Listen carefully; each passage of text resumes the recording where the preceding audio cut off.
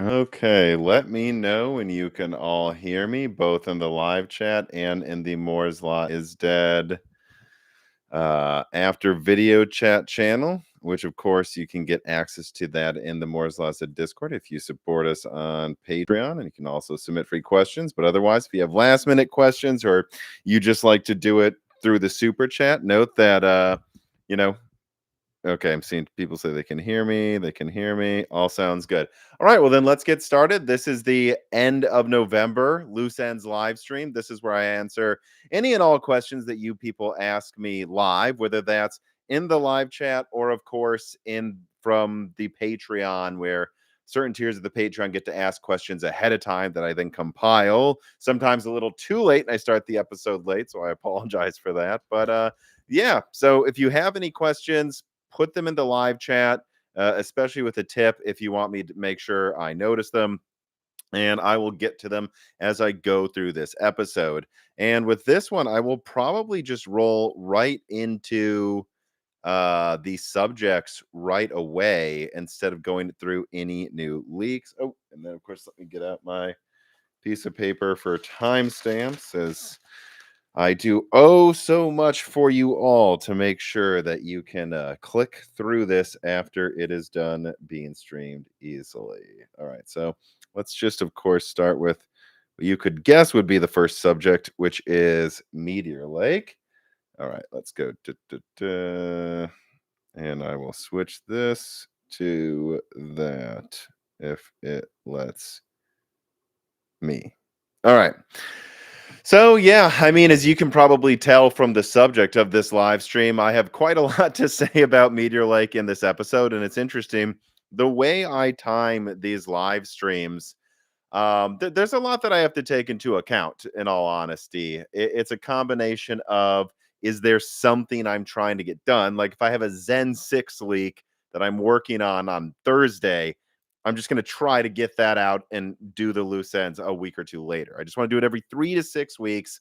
And it needs to be on a week where there's not something that needs to be done that day. And also when a ton of news isn't dropping that I think could change things, right? Like, I think it would be silly for me to do a live stream the day before Nvidia reveals Blackwell, for example, because like whatever questions I'm answering then are going to be obsolete in 12 hours. That'd be absolutely silly. I'll be honest. I went to bed last night thinking it was like a 50-50 chance if I would do a loose ends today. Based on the timing, I should do one, but I put out a lot of leaks about Meteor Lake, and I'm always wondering if there's more information that could come out, or if there's something that could change, maybe a part of the picture I'm missing. But I woke up today to multiple leakers, like HXL on Twitter. That person tends to share things that end up being very true, that point to Meteor Lake having the performance and characteristics that are entirely in line with those leaks and those leaks in those links in the description of this live stream, which is to say, guys, I don't know, Meteor Lake doesn't really seem like a real performance or massive efficiency uplift over Raptor Lake. Now, this is where I have to jump in here and of course throw out some clarifications. Uh Yes, I am sure there will be some really specific scenarios where Meteor Lake looks a lot more efficient than Raptor Lake, or at least Intel will portray it that way. And I'm sure there will be some channels that bend over backwards twice until they can kiss their own butt to try to make it look like it's some giant efficiency, God's gift to gamers and PC users. But the fact of the matter is that the stuff that's emerging today with Cinebench scores at different performance levels and integrated graphics performance, it looks entirely in line with what I've seen, which is to say, in typical usage, I don't know, guys, you're looking at a modest per efficiency increase over Raptor Lake with basically no performance increase, which means that it might not even entirely beat Phoenix in efficiency. And I mean, look, it might beat it a little bit here and there, but am I crazy? That's not what Intel promised us. And I'll make sure to put this link in the description. I think it was just a year or two ago, Pat Gelsinger said that Meteor Lake was going to be the Centrino moment for Intel. Guys, is barely beating Raptor Lake in efficiency in some scenarios. and probably tying Hawk Point and integrated graphics at best. Is that a Centrino moment? Is this the new B6 predecessor to a new Core 2 Duo era? I mean, if it is, it's not like what Centrino was. And it makes you wonder if this is going to be a bulldozer moment, in all honesty. And I want to explain my point here on that. I think a lot of people get hung up on Bulldozer from AMD and go, well, it used a bunch of energy and it was weak. And they say that's why it failed. Sure, that's one way of putting it, but there's multiple ways to describe why Bulldozer was such a disaster. If you really boil it down, though, here's why Bulldozer was a disaster. Bulldozer was heralded before it launched as being a new era for AMD with a new architecture that did things differently on a new node. And it failed to even be better than its predecessor. What does it sound like to you if Meteor Lake pans out the way it's looking? If you use 3D stacking, a whole host of tiles on new nodes, and you market this thing as an AI product, and it can't even beat the AI performance of like a refresh of Phoenix, which is Hawk Point. That sounds like Bulldozer to me. It costs more to make. It uses all this new stuff Intel's been spending billions of dollars on for years, and it achieves nothing. So I'm really hoping that's not what happens here, but it's starting to look like that to me. Let me get into some of the questions. Again, if you have a question right now, put it in the live chat, and then I'll of course let patrons know when I'm looking at the what is it after video chat in the Discord. So Donald Kemper writes in, just like you can if you support Moore's Law is Dead on Patreon, and he says, "Hey Tom, I know I already asked this on the Discord today, basically, but at what TDP ranges do you think Meteor Lake will outperform Raptor Lake? Because based on the leaks coming out today, at 40 watts, they seem identically tied. And let me actually pull up this thing here because I was HXL 9550 Pro on Twitter. Right. Yeah. So this person put out an R23 score at 40 watts that seems to trade blows with Raptor Lake, if not slightly lose. And what I would point out is go look at the last Broken Silicon this channel put out, where it showed a Raptor Lake efficiency curve with like performance versus Meteor Lake. A lot of I even saw some trolls complain, well, why aren't you showing it below 45 watts? That's where it really matters. And I had to respond to multiple people in the YouTube comments. Um, did you notice that the efficiency curve is like almost meeting at below 50 watts?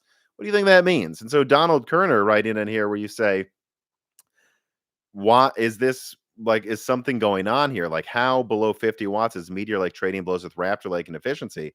That's what my curve suggested, if you ask me, is that Meteor Lake beats Raptor Lake in heavy usage efficiency between, I don't know, probably 50 to 95 watts. And I already leaked like a month ago that the perfect efficiency, or I shouldn't say perfect, the prime area where Meteor Lake is an uplift over Raptor Lake is around 85 watts.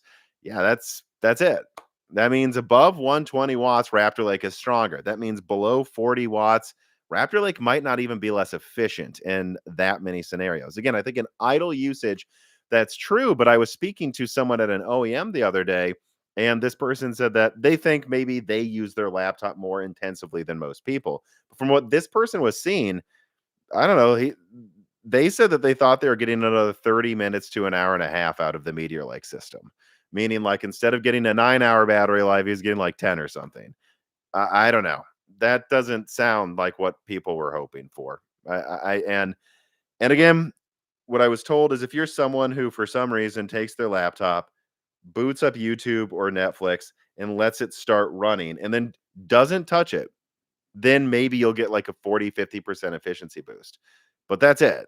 I don't know anyone who uses their laptops as never touching them small TVs, because most of the time you're doing something on it. Most of the time you're browsing the web while YouTube's up in the corner, or you're on a Skype call while you Google something, you know. And if you're doing that, that means you have to use all of the cores. You can't just use those low power E cores that are on the SoC tile. And in any situation where you're doing that, I don't know. It seems like you might be getting in moderate usage, a 10% longer battery life, and in low usage, maybe 20, and heavy usage, it's almost Raptor Lake. So it is what it is. And I if anyone is wants to understand kind of like what I'm saying when I describe why Meteor Lake in a lot of scenarios won't be able to just use their low power e-cores. Everyone watching this right now, pull up Windows Task Manager, pull up the CPU usage watcher graph, and then take your mouse, grab like a Chrome tab or a Microsoft tab, anything, and just start shaking it around the desktop. You're going to watch on the Windows Task Manager CPU usage spike up all over the place. Overall, it might say that you're using 10-20%, maybe not even that much. I mean, I have a 16 core, maybe like 5% CPU usage. But what you'll see is at least one of the cores will spike to like 100% usage, like one out of my 16 cores, briefly, because it's latency sensitive. So you got to use the P cores. That means you can't turn off that main core tile most of the time. So I don't know. That's that, I guess, on that one. And that's Donald Kerner's question. And I will keep rolling through them now unless I see a tipped question there. Oh, and make sure you guys hit the like button. We have already almost 500 people watching this. Let's try to get to 500 likes. Make sure you're subscribed too. Apparently, over half of the viewers of this are not subscribed. I think I got to start saying that more, people. That really does help the YouTube analytics. It honestly does help the channel get recommended more, get more views. It helps some of our partners regard us better, gives us more negotiating value, allows us to make more money to pay more people at Moore's Law is Dead. Over half of you watching probably unsubscribed. Make sure you're subscribed as well. All right, got another Meteor Lake question here. XTX999 writes in and says, I wasn't doom and gloom about Intel's future until their PR stunt the other day proclaiming that AMD is selling snake oil products, when by their own definition, they are also selling snake oil products and more, especially with their latest and greatest 14th gen. It appears they've run out of things to pull out of a bag if they're resorting to petty marketing stunts, and that thankfully won't work anymore, it seems, if you see how the community responded. Yeah, I mean, I don't know. I just tend to look at those things and focus on like if they make any sense, which they didn't. The whole. I guess let me put a timestamp here because this was something that kind of actually blew up quite a bit more. I'll add links too once this is done being streamed. Intel Snake Oil. Uh, but Intel's snake oil accusation of AMD was really the silliest thing I've ever seen in my life. I think most people focused on pointing out that Intel themselves has literally been rebranding Alder Lake into Raptor Lake into 14th gen Raptor Lake. So they are literally selling rebranded things and calling them a new thing. And in fact, they don't even really tell you when you're buying Alder Lake. Like they'll call an i5, like a lower tier i5 in the 14th gen. They'll call that Raptor Lake 14th gen, and then they won't. But then if you look closely at the specs, it like has lower cache per core, meaning it has to be Alder Lake. So if you want to accuse someone of lying, this is way worse. Yeah, that's lying. That's worse than being a snake oil salesman. You're literally lying about what people are buying, right? At least when AMD uses Zen 2, 2 is in the name. You go to this web page on AMD's website, it says Zen 2 clearly. It says Zen 2, right? Intel doesn't even tell you it's Alder Lake. They say Raptor Lake, and then it has Alder Lake specs, and you're like, you can't even tell us the actual architecture. That's actually much worse. That's what most people focused on. I myself focused on something else. I focused on the core point that Intel's saying that you don't know what you're buying, and that if they're selling a Zen 2 APU in Ryzen 7000, that's snake oil. From my perspective, that is literally what Intel is doing with Alder Lake N.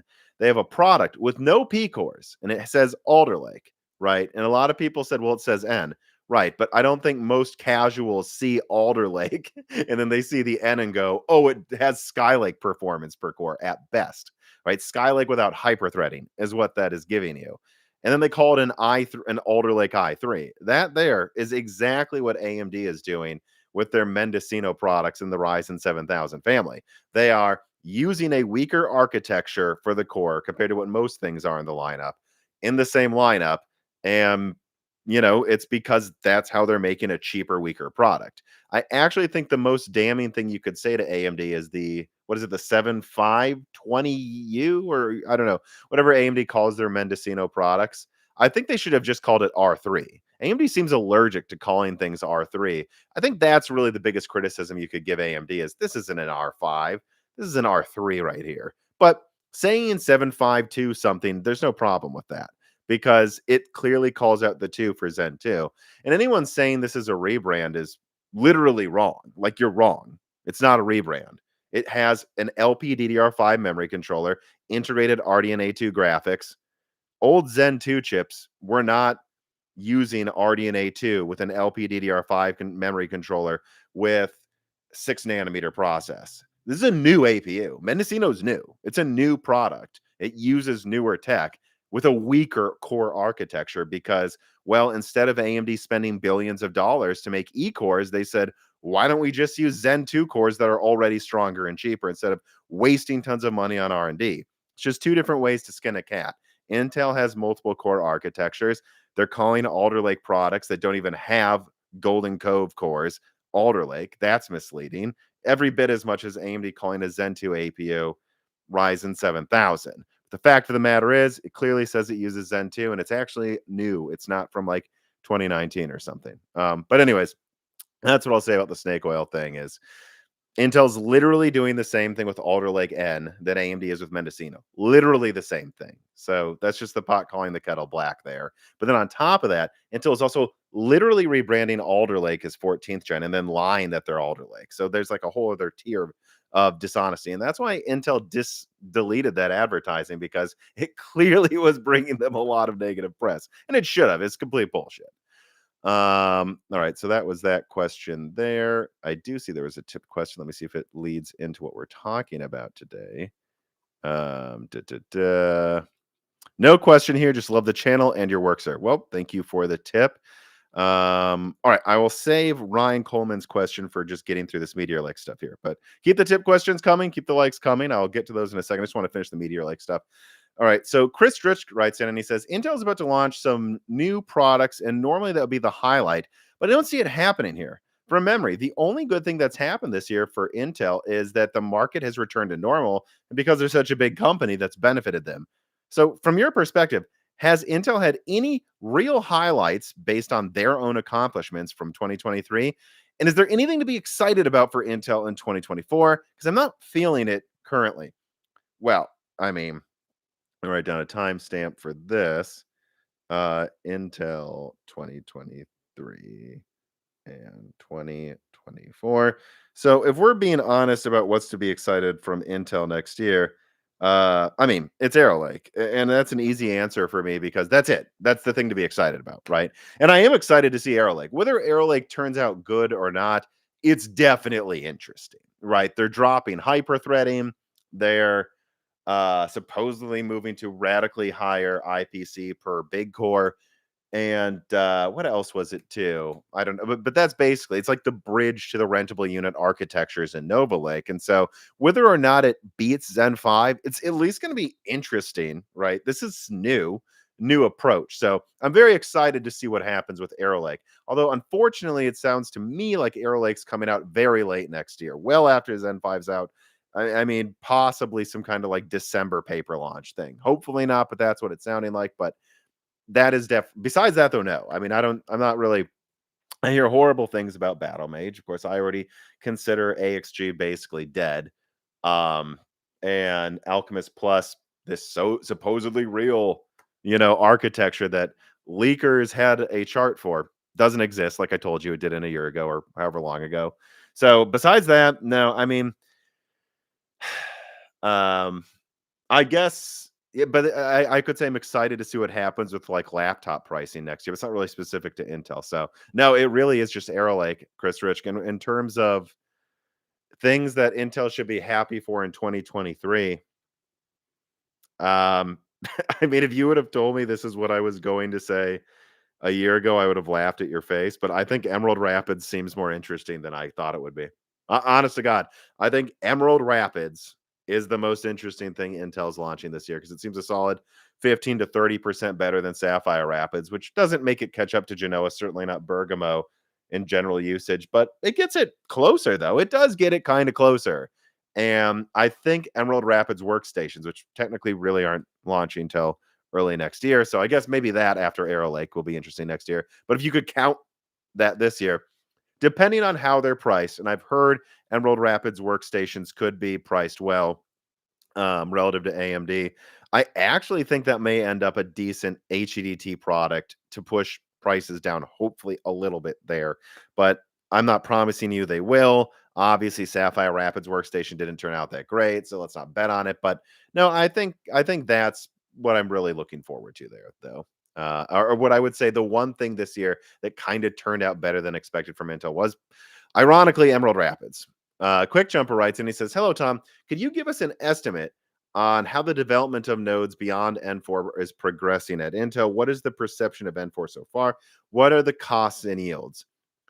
Um, yeah, actually, I'll put a timestamp down for this because I actually have some interesting answers to this one, I think. So let me put here 20 N4 N3 progression Intel. So honestly, from what I hear from people at Intel, N4 is above it or at expectations. And I've seen some people say that Meteor Lake proves that N4 is a bust. It's not what I'm hearing. And it's a bit of he said, she said. So who knows? People working on the foundries might be proud of stuff. People working on other things might be proud. But from what I hear from Meteor Lake people, they're not proud of what's happening. And what I hear from Intel's foundry teams, I have, I think they're very proud of what they're accomplishing, and I don't hear anyone saying they're screwing up. So I think Intel 4 is fine. I don't know what I would compare it to at AMD, right? Like, or at TSMC, I should say. Like Intel's 10 nanometer process at this point, I think at a minimum can be compared to TSMC 6 nanometer, if I'm not wrong. I mean, like, it's not as efficient for sure, but it sure as heck can clock faster than TSMC 5 nanometer. So I don't know. I'd probably compare Intel's 10 nanometer to at least TSMC 7 nanometer adjacent, like maybe, Samsung 8 nanometer, but even better. That's so Intel 4 then would probably place it between AMD, yeah, between TSMC 6 nanometer and TSMC 5 nanometer, which Phoenix is on 4 nanometer. So that's even better than that. So Intel is still with Meteor Lake probably half a node behind at least. Keep in mind, after 7 nanometer, the nodes are not like upgrading as much as you go down. Like 3 nanometer over 4, 3 nanometer over 5 is not as big of a deal as what 5 was over 7, and 2 over 3 will not probably be even as big of a deal as 3 over 5. So let's just keep in mind the nodes differences are getting smaller down there. But that's where I see Intel. And as far as like Intel's future nodes, they say things are going pretty well. Now, in terms of cost, I mean, I think Intel 3 is going to cost pretty close to the same as 4. Intel 20A, 18, 16, 12A, and moving on down there, it's going to cost more. It's going to cost a lot more than Intel 3 and Intel 4. But the funny thing is I've actually heard that Intel 4, what's being used in Meteor Lake, doesn't cost that much more than Intel's 10 nanometer. Intel's 10 nanometer node is like really expensive for what it is. It was a disaster. I mean, it performs well, but it's not cheap. And overall, I've heard they should expect Intel 3 to be in the same ballpark of cost. Now, keep in mind what I said, though. Intel 10 nanometer probably costs more to make than TSMC 7. So if it's in the same ballpark of there, I don't know that there's that much of a costing advantage over TSMC. But I do think Intel 4 and 3, for the performance you get, is more economical for its time than 10 nanometer ever was. And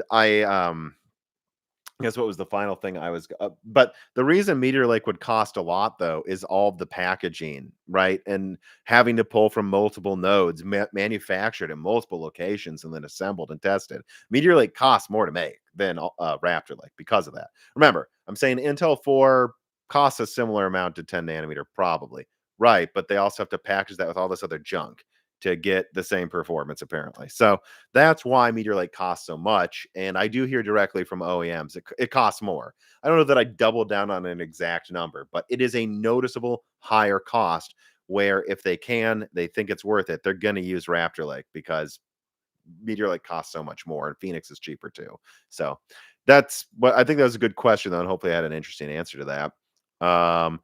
But okay, and now I want to move on to some Hawk Point and AMD mobility stuff. But before I do that, got to get to an ad from the sponsor of this video, which is, of course, Micro Center. Micro Center is running a ton of excellent holiday deals right now, and honestly, I really do think this is an excellent time to build a PC. I mean, GPU, CPU prices are way down. I honestly think some of the GPUs aren't going to get that much better priced until halfway through next year, which means even if you save 20 bucks on a graphics card, you could have gamed all Christmas with it. And I think those best prices are usually at Micro Center. But I just want to look this up again because I know like the best seller everywhere right now for gamers is the 7800 X3D. And I believe Micro Center is actually doing an insane deal with that right now.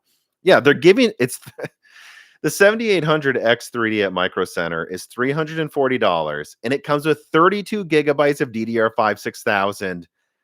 I mean, honestly, it's like when we're talking, and we're about to get to it soon, when we're talking about if you should wait for Zen 5, not with these deals, right? Like, 'cause I don't think Zen 5 is going to come with free RAM next year. So, yeah, actually, that's a really good point, actually. Let me, I'm kind of hijacking a Micro Center ad here, but I'm sure they won't mind it.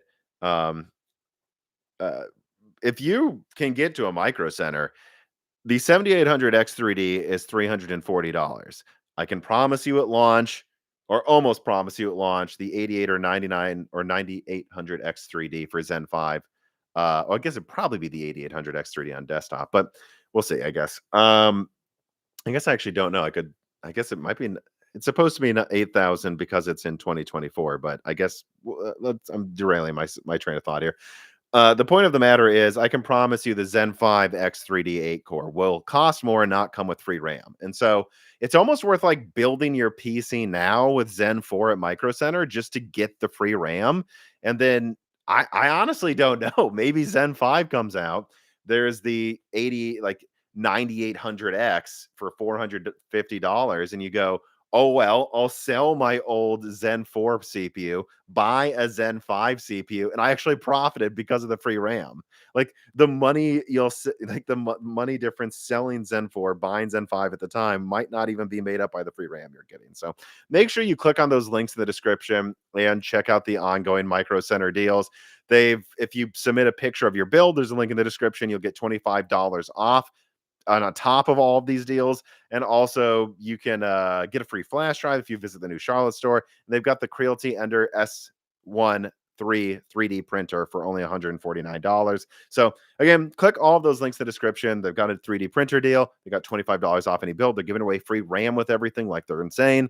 Check out Micro Center today, and thank you to them for sponsoring this and making me realize that you might want to build your PC now with that free RAM deal, even if Zen 5 is about to come out.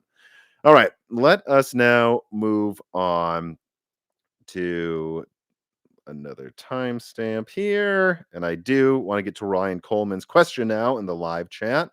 Let's see, RDNA 4 and Hawk Point laptops. Okay, so Ryan Coleman writes in and says, hey, Tom, what is the expectation for Radeon Mobile next year? Well, so to be honest, I didn't put a lot of thought into this before the episode, or I should I say I wasn't thinking about RDNA 4 before this episode. I mostly plan to talk about Hawk Point and so on, and all of these upcoming AI APUs from these companies. But I mean, I think it's very clear that RDNA 4, that they're canceling the top end of it for multiple reasons. Number one, it's going to cost a lot of money. Clearly, people don't want expensive graphics cards right now, so it'd be a waste to spend money on that when you could spend money launching 5 APUs in 2025. Which, remember, AMD is not a $1 trillion company. So do you want cheaper GPUs that are as strong as a 4080 and 5 APUs to choose from to power it in a laptop in a year? Or do you want AMD to have one APU like the old days where they kept using Vega even when RDNA was out? Or do you want them to have the money to really fund cool APUs and $500 graphics cards? And then when they have a killer high-end product, and then they launch it. So I think that's a main reason why RDNA 4 has had its high-end canceled there. But I think another reason for RDNA 4 having its high end canceled as well is that as long as they have that like 256-bit high end for a laptop chip out there, they're launching all these APUs. That's going to pair perfectly with Hawk Point and Strix Point products. It's still enough that they're probably using a version of that in a PS5 Pro. So AMD, with what they're doing with RDNA 4, is able to service the Sony PlayStation 5 Pro. They're able to service their laptop market, and their laptop market's really what they're going for next year. So that's what I would expect. What do you expect for Radeon Mobile next year? I expect them to push pretty hard with Hawk Point bundles with their existing 7600 and so on and so forth laptops. And then once Strix launches, they're going to bundle that heavily with RDNA 4 products late next year for back to school. I think that's what they're doing. And honestly, again, it makes even more sense to cancel high end RDNA 4 when you consider anything that would stop them having RDNA 4 ready for back to school laptop sales. Come on, they're going to dominate laptop CPU performance. You got to make sure your mid-range RDNA 4 chips are ready with Strix. I just think AMD is minimizing distractions, and especially if it's products they don't think people really want. Which Co-Addict writes in. I'll get to this question now since I'm already on the subject. Coletic says, with the crazy Navi 41 design being almost certainly canceled, does that mean Navi 42 and 43 will be monolithic, or will they separate the memory controllers again like Navi 31 and 32? Well, I'm just going to skip the names and go. I believe there's two main monolithic RDNA 4 dies they're making. I heard whispers from a couple of people recently that maybe AMD would consider using the same MCDs with RDNA 3 and then dropping in some high-end die in the middle of them for a flagship next year. But then other people told me that is definitely not happening. So I do believe it's just two monolithic chips. And again, they're targeting around the 4080. And then that means the other one's probably targeting. Well, let me look. RTX 4080 tech power up. What would be half the performance of that? Because that's if I, and again, I'm not 100% confirming it, but if I was AMD, that's what I would do. A 256-bit card that slots into laptops that support 256-bit chips on the motherboard, and then cut it in half, a 128-bit version to compete with the 4060. That's what I would be doing if I was AMD. But half the performance of a 4080, and let's maybe up it a bit more. Yeah, so that's probably what they're doing. I think they're probably targeting one chip that competes with the laptop. Actually, would that really be the laptop 40? Oh wow. Yeah, that maybe competes with like the laptop 4080 or well, let me think about that. Oh, I'm thinking on desktop, so I'm confusing myself. Anyways, yeah, so I think they probably have one that wants to beat the 4060, the 4070 laptop chips. I'm getting confused because the 4060 Ti on desktop is the 4070 on laptop. That's what I think one of their dies is going to aim for. So trying to bring you 3070 performance probably to $300 or something, which it's almost there but not quite. So probably that, like an RX 7600 replacement that actually ups performance to where we wanted it to be the whole time probably. And then a higher end chip that probably, if it beats the 4080, or especially if it beats the 4080 Super, I'm sure AMD on desktop will call it the 8800 XT and sell it for $500 to $600. And then if it loses to the 4080 a little, I think they really got to try to beat that 4080 Super, by the way. Like if AMD managed to make top RDNA 4, even if it had to use 250 watts and they clocked it as hard as they could and had to use better memory than expected, if they could get it to beat the 4080 Super, I think people would perceive that as trading blows with the 4090. And if they could get that, they could sell that then for $600, I think. And I think then the cut down version they'd probably try to target that right at 500 and then drop in, down their stack that way. So, but let me make sure I answered that question there. Oh yeah. But yeah, and then Coladic's question was, will AMD dare to call him the 8900 XT? I don't think so. No. I don't think AMD would call that an 8900 XT. The only way they would call it that is if it beats the 4090. No, I don't think so. All right, let me get back to the Hawk Point questions. And actually, let me check what the other questions were from people who were giving out tips. How will AMD use Samsung fabs, and how well do you think it will work out? Um, well, I mean, I think AMD will use Samsung fabs to fill in products that aren't as important at first. There's no way around it, right? If you look at what I've leaked about Intel with Arrow Lake, which I believe, if I remember correctly, the top laptop chips and pretty much all of the top end of the desktop, if I remember what I leaked correctly, That's going to be using TSMC N3E, I believe it is, for Intel's Arrow Lake. Now they're going to use Intel 20A for, I believe, like the i5s on desktop and the cheap i3s on laptop. But what does that mean? That means Intel's, for their best products in the Arrow Lake lineup, they're using TSMC. It's going to be the same for Nvidia and AMD no matter what. Might all of them, Intel even included, go to Samsung occasionally? I don't think that's a leak. Everyone knows they might use other foundries here and there for different things. But I just don't see AMD using Samsung for anything that important when they have such a good deal with TSMC and they know it's better. So I would not look at anything with Samsung fabs as this is AMD coming out and like their flagship products are going to use it. I just kind of doubt it right now. I could see them using it for budget APUs. I could maybe see them using it for the lower end chiplets that maybe they would share across Epic and Ryzen, but I still think everything I'm still seeing on roadmap says TSMC for pretty much everything. So we'll just have to see, But I don't think it's a big deal to say all of them might occasionally use Samsung. Non's goofy video says, "Oh no, Intel bros." I mean, I don't think anyone should be celebrating what's going on with Meteor Lake. Let me see here. Thalo215 writes in, "Does the performance of Meteor Lake being lower than what they were hoping for seem to be a similar situation to RDNA 3 next year?" It's kind of an interesting question there. So let me put down a timestamp for this one here. Is MTL like RDNA 3? And the answer is an emphatic, in my opinion, no. Look, what did RDNA 3 manage to do? It managed to undercut Nvidia by using 6 nanometer for almost half of the silicon. So they're selling products that compete with the 4080, 4070 Ti, 4070 for less money that are better, I would argue. I think the 7900 XTX is better than the 4080. So 50% more RAM, a bit more raster, worse ray tracing. Oh well, it costs less. So that, I think that's just so different than Meteor Lake. Meteor Lake costs more to make and doesn't really do anything. RDNA 3 brought a solid performance uplift over the previous gen. Maybe it wasn't what you were hoping for, but and by the way, it's not even the full thing. Like, go look it up on Angstronomics. I've also talked about it on my channel a dozen times. They can stack more Infinity Cache on Navi 31 if they want to. They could go to 192 megabytes of Infinity Cache. Do you think they really intended their flagship to stop at 96?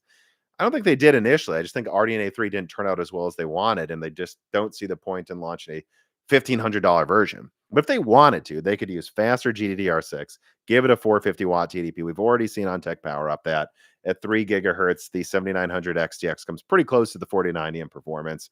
Double the Infinity Cache, faster RAM, 450 watt TDP. I think they could match the 4090 and get to the performance almost that I expected anyways out of the best outcome. But the problem is it's still not going to be as efficient as Lovelace, and the 4090 Ti would blow it out of the water. So what's the point? No one wants graphics cards above $1,000 right now. So except for AI researchers, and those people will pay 2,000. So send it to them. I just RDNA 3 is not like Meteor Lake and at all. It really isn't at all. If you want to say there was teething issues with chiplets, even then I would say it was different teething issues. My understanding of what's gone wrong with RDNA 3 is the architecture itself has problems. Like Phoenix performed everything. RDNA 3 performed about 20-30% worse than they wanted. So no, I think there is a problem with RDNA 3 itself. You can see it in the monolithic versions. And I think any issues with chiplets compounded the problem a bit, but I don't think I think that was just growing pains with a graphics card chiplet, not with the chiplet itself. With Meteor Lake, from what I am hearing talking to people lately, is that Foveros itself just uses too much energy. That a ton of energy is being wasted sending data between the chiplets, and that it's they've got an energy usage problem inherent in their Foveros and tile design at Intel. Whereas with AMD, I just think RDNA 3's the architecture itself didn't pan out as well as they wanted, and the issues with having a chiplet GPU were those issues. It's the issues with the chiplet GPU, not the issues with chiplets themselves. Zen 4 has turned out great. So, all right. Let me continue here. Carbon Cry writes in and says, "The more you buy, the more you save." Absolutely. Just listen to Jensen Wang. Um, Jinx writes in and says, "How much slower do you expect the 5700 X3D to be versus the 5800 X3D?" 3%. I mean, I've seen a lot of people writing into the comments asking me about the 5700 X3D. Guys, my opinion is like it's just an excuse to sell the 5800 X3D for cheaper. I mean, it will be weaker, but I don't think it's not going to be 10% weaker. What is it? Isn't the 5600 X3D in gaming itself 10% weaker than the 5800 X3D, and that has two less cores? Guys, it's not. Not. It won't be weaker. It's going to be cheaper. This is a way for AMD to sell a product at a cheaper price while having these slightly better yields be sold for more if that sells out. That's why you have two SKUs like on top of each other, because if the cheaper one sells out, you can sell the other one for more money while the other one's out of stock. That's what's going on here.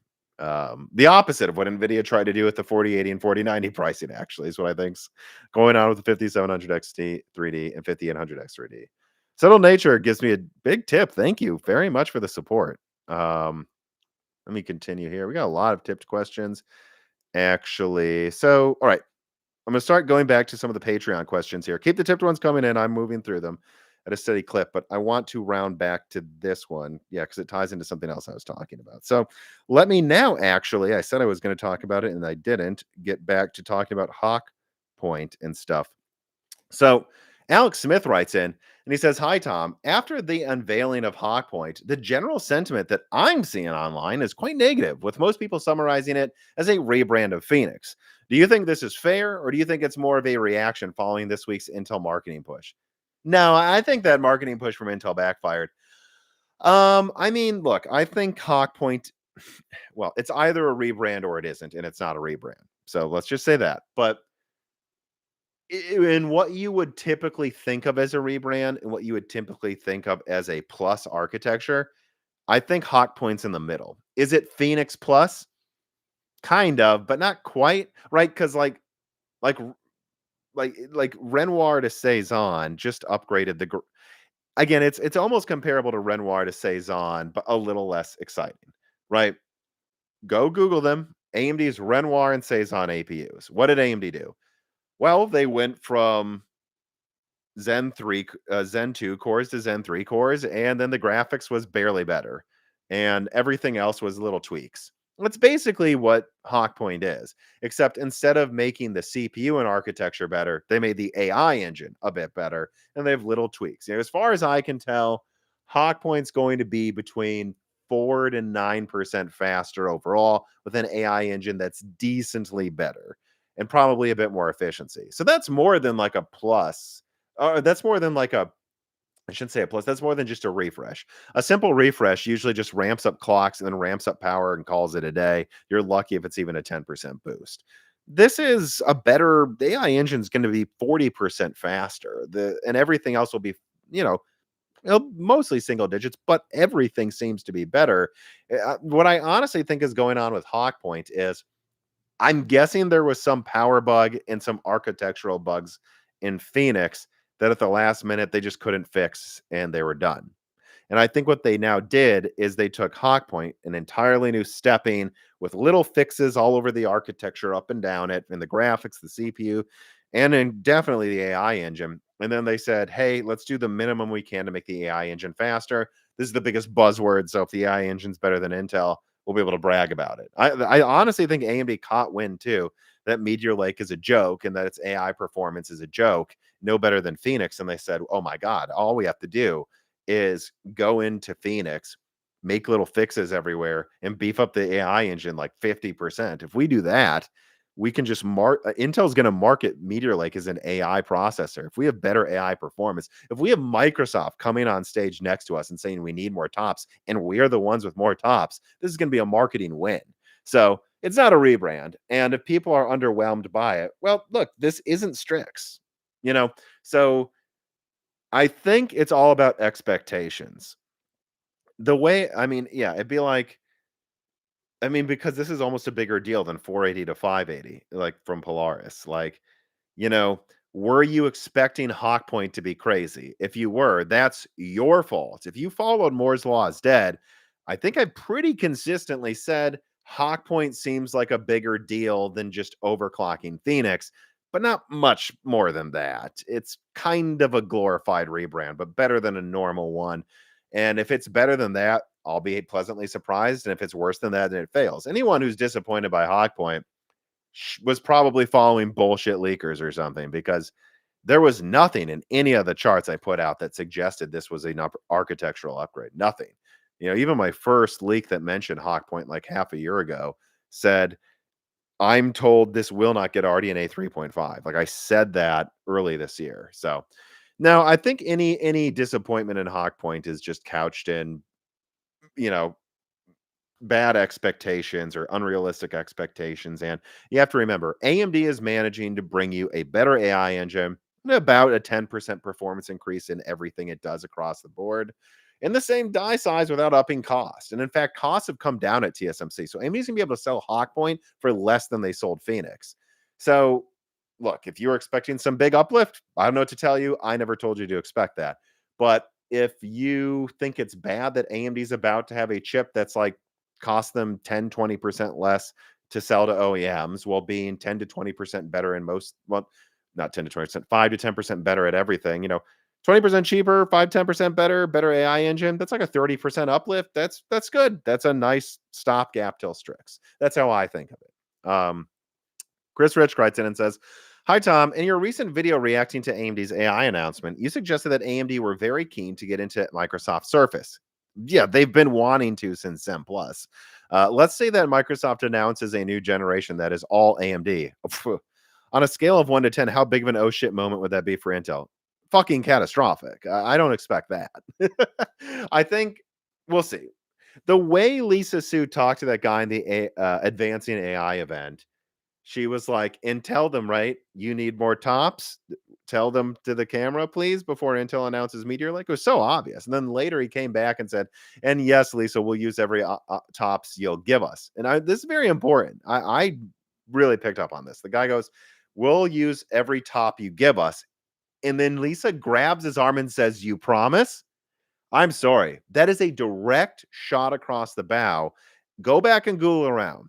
AMD designed what's in the Steam Deck, Van Gogh, for Surface. That is clearly what that was meant for.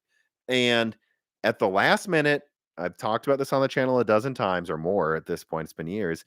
And at the last minute, my understanding is with Ice Lake, Intel promised Microsoft golden sample binning of Ice Lake if they'll do the Ice Lake Surface next to their Zen Plus thing and not use Zen 2. My understanding was when AMD, well, I think it was called the R9 3780U. I have such a weird memory of this stuff. Or is it R7 3780U? Right?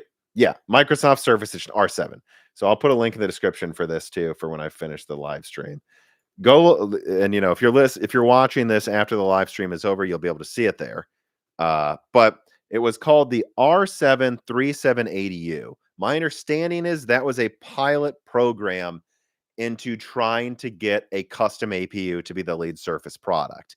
That, or maybe not Surface Book, but like the thin and light Surface. Like AMD wanted to do this as a test pilot, so they binned a special 11, not 10. Most of them were 10 at the time. 11 compute unit Vega APU for Microsoft, and then they designed Van Gogh. Valve is not a bit, really does not have the money to get AMD to build a new APU. Well, AMD watched Valve's Steam boxes fail. Like, remember, before the Steam Deck launched, nobody knew if it would really be successful. They did not design the APU in the Steam Deck for Valve. They designed it for Microsoft, and Microsoft didn't use it. And I heard a lot of people tell me that AMD was pissed back then about that. So when you see Lisa Su grab him after he goes, we'll use every top you give us, and he grabs him and goes, she goes, you promise? What she's saying is, you promise this time, though? You're actually going to do it this time? That's what I think is going on. So I don't know what product it's going to be. I don't know if it's going to be Kraken. It wouldn't surprise me if Kraken is designed for the Surface. Like this 8 cores, not 12 cores, but still a strong graphics. I don't know. Something's going on here, though, where AMD is beefing up Kraken and all of these other things to 50 tops, maybe for the Surface. And it's going to be fun to watch. Now, do I think Microsoft will go all AMD on Surface moving forward? I wouldn't make that bet. Um, I would still suspect they're going to want Intel in some things, but I think what you might see happen is Microsoft doesn't want a new Surface until they have Arrow Lake, and that would be a pretty big win if there was even just 5 months where AMD could have like a or 2 months, 1 month, 1 week, where technically the new lead Surface products are all AMD before Arrow Lake's ready. That's the most I would see happening. And would that be even that be an oh shit moment? Yeah, that'd be crazy. That would be investors would be looking at what happened to Meteor Lake. They'd be looking at AMD of the lead Surface products and they would go, "Oh, this might be over." So, I'm sure that's what AMD is trying to do right now. All right, let me see here. Chris Rich writes in Phoenix and Meteor Lake have an AI accelerator with about 10 tops in Int 8, and Hawk Point has 16. Strix Point is going to have around 45 to 50. That might sound like a lot, but Hopper has 2,000 tops, and MI300X has 2,600. And you need clusters of them to run advanced AI models quickly. Do you think there is a risk that people might expect far too much from AI accelerators on laptop APUs? Yes. Yeah, I do. I think that as much as there will be probably some cool things you can do with these in a couple of years, I think it's going to be in a couple of years. I think in 2025 is when you're going to see the first interesting apps. I know Copilot's going to come out before that, but when it's actually working, fully functioning, you got the laptops with 50 tops. AI laptops, 2025 is really the AI laptop era, I think. I think right now we're seeing the beta for it. And I would not doubt there will be some people that buy these things and go, doesn't really seem to be doing anything besides Windows Hello. And I already seemed like it could use Windows Hello before. So do I think that there's some overhype here? Absolutely. Of course there is. There always is. Like blockchain and like the original internet was overhyped, even though the internet was a huge deal. It was not a huge deal for like 10 years, and a lot of companies went out of business because of it. So no, they're definitely talking about AI in these laptops because AI is a hot buzzword right now. I still think the main selling point is how good is the CPU, how good is the GPU, how good is the efficiency, for sure. But if Intel's going to market Meteor Lake as a AI APU, you can bet AMD is going to try to beat their AI performance and rub it in their face. Let's put it that way. Alrighty. Let us now move on to some Zen 5 and 6 questions. Alrighty. Da-da-da. Again, keep the questions coming. Mike Farino writes in with a tip. Thank you for the tip, Mike.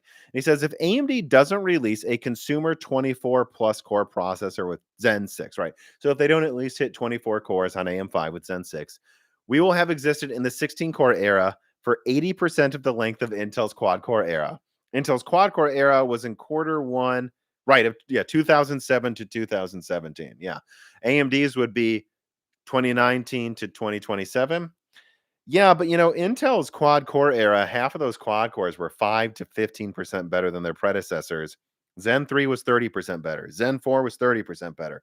Zen 5 should be at least around 20% better, I think. Zen 6, I think it's going to be more than 20% better.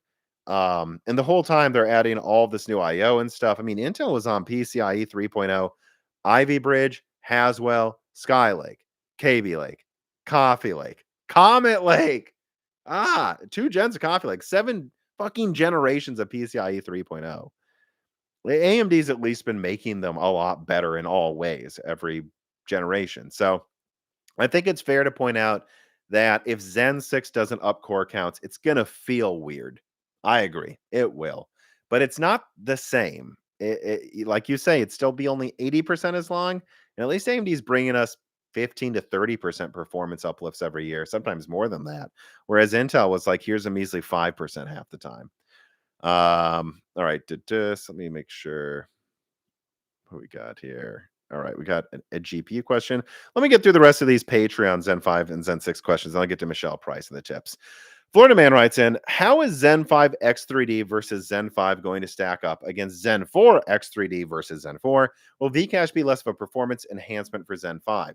Well, yeah, I'd say Zen 4 X3D versus Zen 3 X3D was about the same thing.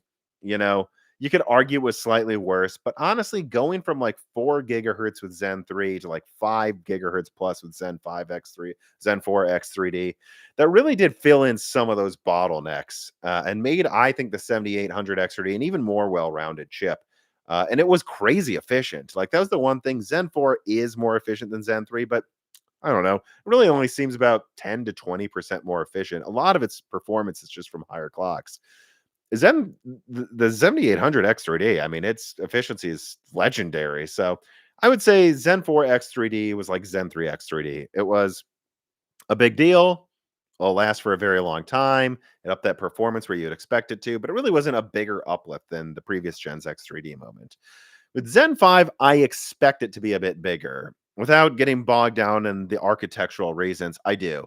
But I can't promise you that. And I wouldn't expect like I wouldn't expect it to be like I don't know what you want to call it because it's all over the place. There's some situations where the 7800 X3D is only 2% better, 0% better. And then there's somewhere it's 50% better than a 7700X in gaming. So what do you really call it? I guess I'd say it's like most people would say 15%. Yeah, I don't know, something like that, 20% better. And again, there will be some situations where it's not. With Zen 5, I would expect it to be more often on I don't yeah, probably more often on the upper end of the uplift spectrum with a couple scenarios where it's wildly higher.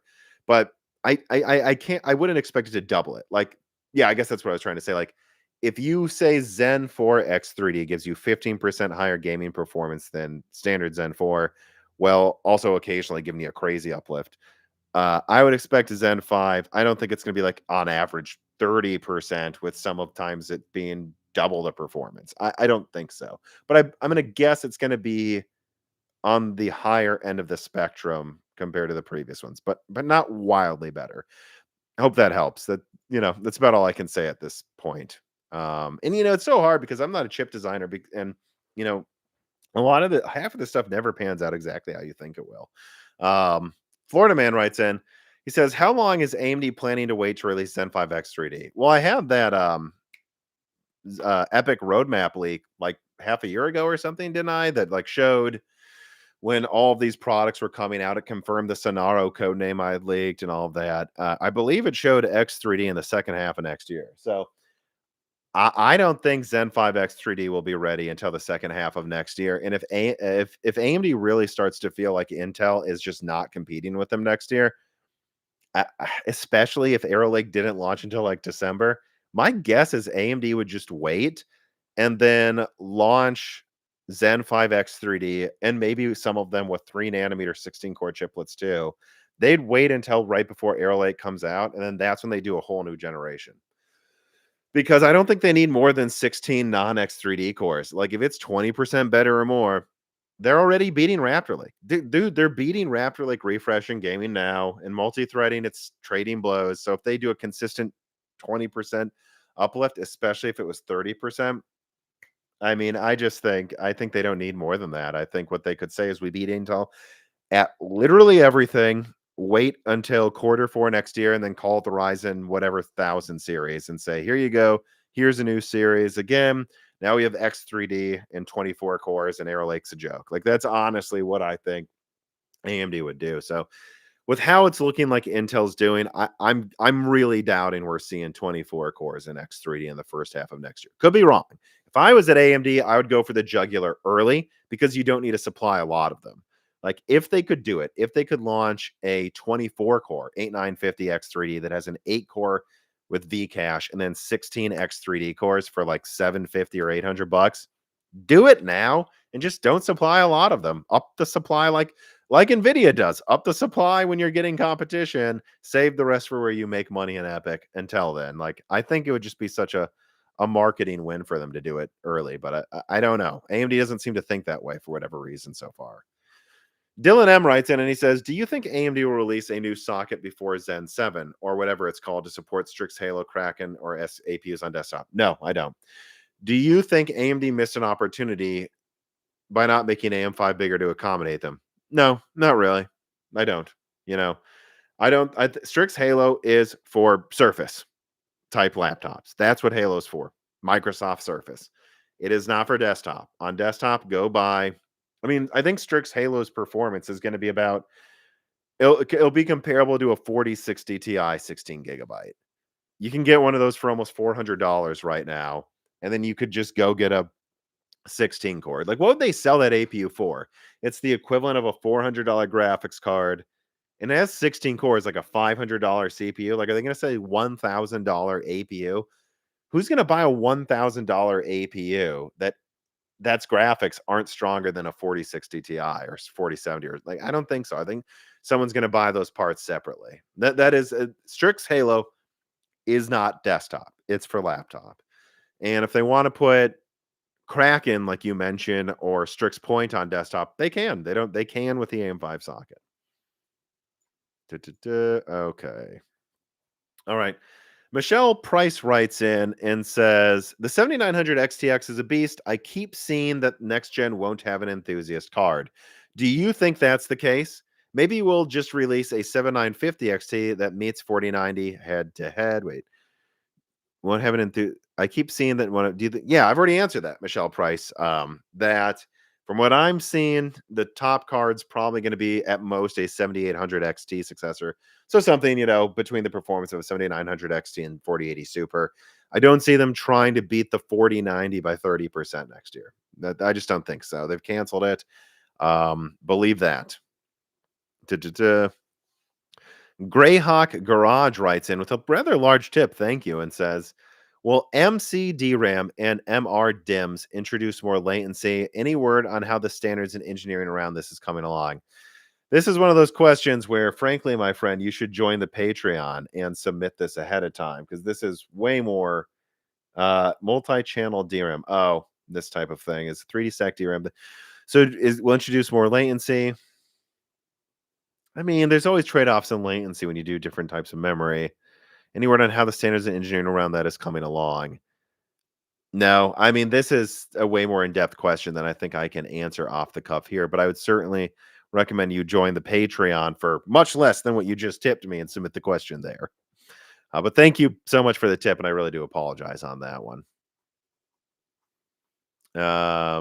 Remember, you don't need to pay that much to get into the Moore's Law at Patreon. A new Die Shrinks just came out. Oh, I like this question here. All right. Let me write down a timestamp. Again, remember, click the links in the description to support Micro Center for supporting this channel and check out their products right now. And then also hit the like button. All right. So Mark Rose writes in and he says, when will we get all AMD 4K laptops? I don't want to deal with Nvidia drivers under Linux. I don't know, man. AMD's got to start pushing some of their OEM partners to get their act together when it comes to putting decent screens on AMD laptops. I think the problem is you see a lot of these AMD Advantage laptops like targeting, here's how I'm going to put it, real gamers, targeting real gamers. Real gamers don't typically get a mid-range graphics card to play in 4K on a laptop. Right. So I think AMD is like, we want to give them the best performance and a long battery life with a screen that their graphics card actually can use.